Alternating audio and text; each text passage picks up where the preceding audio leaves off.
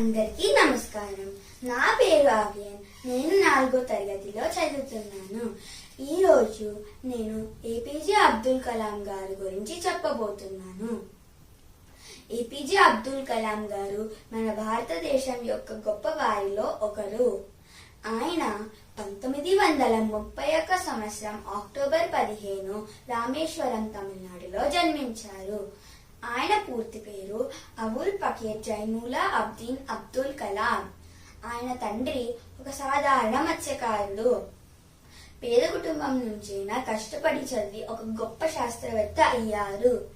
ఆయన పాఠశాలకు వెళ్ళడానికి మరియు పుస్తకాలు కొనుక్కోవడానికి ఇంటి ఇంటికి వెళ్లి వార్తాపత్రికలు పంచేవారు.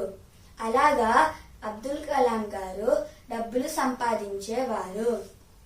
ఆయన భారతీయ అంతరిక్ష పరిశోధన సంస్థ మరియు అభివృద్ధి సంస్థ మరియు రక్షణ పరిశోధన సంస్థలో పనిచేశారు.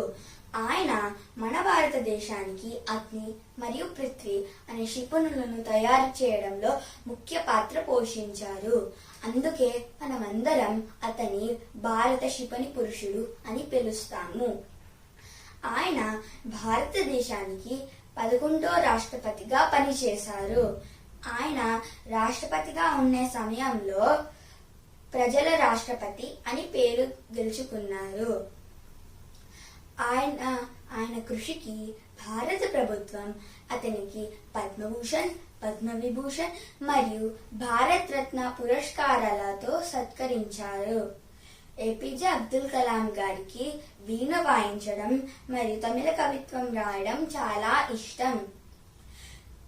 అబ్దుల్ కలాం గారికి పిల్లలంటే చాలా ఇష్టం. పిల్లలే దేశ భవిష్యత్తు అని ఎప్పుడూ చెప్తూ ఉంటారు.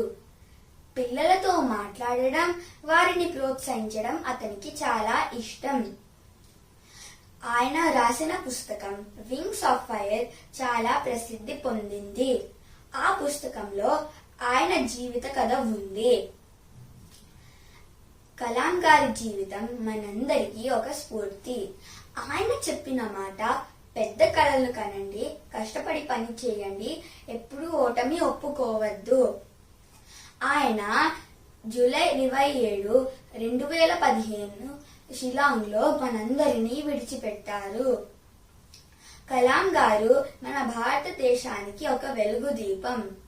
అబ్దుల్ కలాం గారి మాటలు, స్వప్నాలు మరియు జ్ఞానం పిల్లలకు రోజు ఒక చైతన్యం ఇస్తాయి. ఏపీజే అబ్దుల్ కలాం గారి లాగే మనం కూడా మన కలలను కష్టపడి నెరవేర్చుకోవాలి. ఏపీజే అబ్దుల్ కలాం గారు నిజంగానే ఒక మహానుభావుడు. జై హింద్.